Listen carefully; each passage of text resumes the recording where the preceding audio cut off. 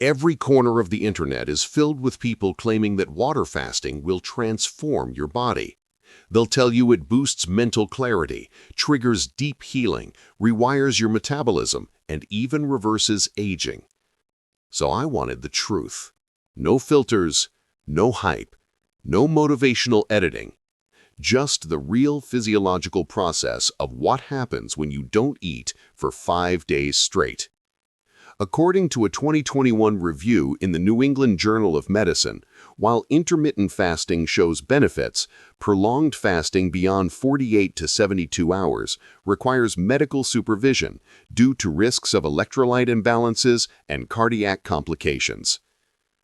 This is the hard truth behind a 5-day water fast broken down hour by hour, based on peer-reviewed science, clinical fasting studies, and real physiology.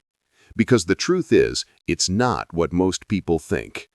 In this 15-minute breakdown, we'll cover the actual biological events that occur during a prolonged fast, from glycogen depletion and hormone shifts to autophagy, ketone rise, mineral loss, blood pressure changes, and the refeeding risks that many creators never mention.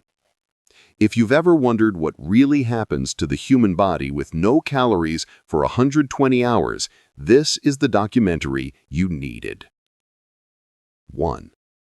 The fast begins exactly as you'd expect, with hunger. In the first 12 hours, your body performs a predictable sequence. You burn through the energy from your last meals. Carbohydrates are converted into glucose. Blood sugar rises and falls. Insulin drops. No magic, no secrets, just basic human metabolism. The American Journal of Physiology found that within 24 hours of fasting, liver glycogen is depleted and the body enters ketosis, with blood ketone levels typically reaching 0.5 to 3.0 millimoles per liter. During this time, hunger hormones spike. Ghrelin rises as your body anticipates food. For most people, this is the most mentally distracting period. You're not actually starving. You're experiencing the psychological withdrawal from routine eating. The science is clear. The human body is designed to run for far longer than half a day without food, but the mind struggles first. 2. As you move toward the 24-hour mark, your body begins depleting its glycogen, the stored form of carbohydrates kept in the liver and muscles. Most adults store around 1,500 to 2,000 calories of glycogen. That's usually enough for 18 to 24 hours of normal activity. And when glycogen drops, another shift begins. The body changes fuel sources. It starts preparing to burn fat. Insulin falls even lower. The body becomes metabolically flexible, shifting towards survival mode. This stage is uncomfortable. Irritability, mild fatigue, head pressure, a sense of internal friction. These sensations are not signs of danger.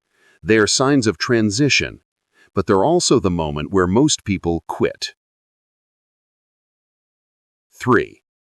On day 2, something remarkable starts happening. Autophagy, the body's built-in cellular recycling system, begins increasing. It's not instant, it's not dramatic, but it is measurable. A 2021 meta-analysis in Journal of Cachexia, Sarcopenia, and Muscle concluded that fasting beyond 72 hours leads to disproportionate muscle loss, with up to 30% of weight loss coming from lean tissue.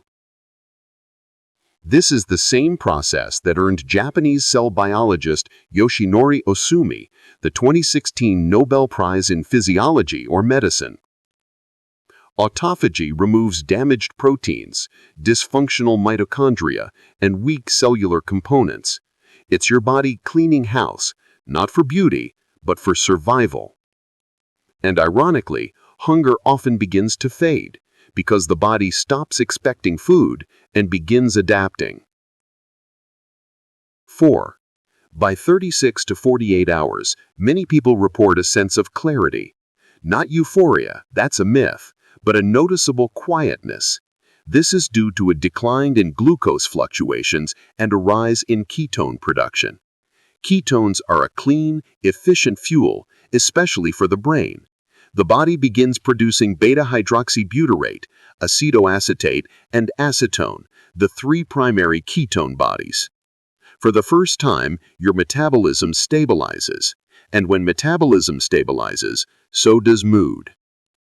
A 2017 study in Cell Reports found short-term fasting, 24 to 48 hours, increases norepinephrine production, which can enhance focus and alertness, but this effect diminishes with prolonged fasting. By day 3, the body is now primarily running on fat-derived fuel.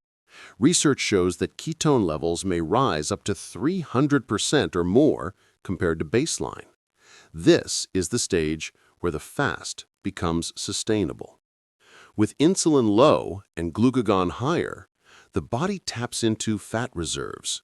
The liver converts fatty acids into ketones.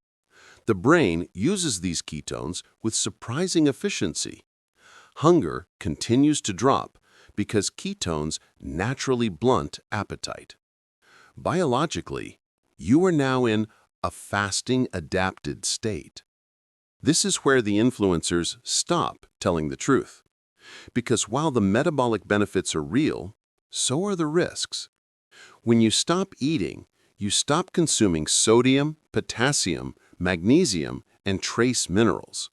These electrolytes control heart rhythm, blood pressure, muscle contractions, and nerve signals. Without them, dizziness, headaches, weakness, and low blood pressure become common. And in severe cases, although rare, electrolyte imbalance can be dangerous. This is why medical experts warn that extended water fasts require monitoring, not motivation, monitoring. Day 4 is different. This is the moment where fasting becomes less of a metabolic challenge and more of an emotional one. Food is not just fuel. It is ritual, routine, comfort, identity.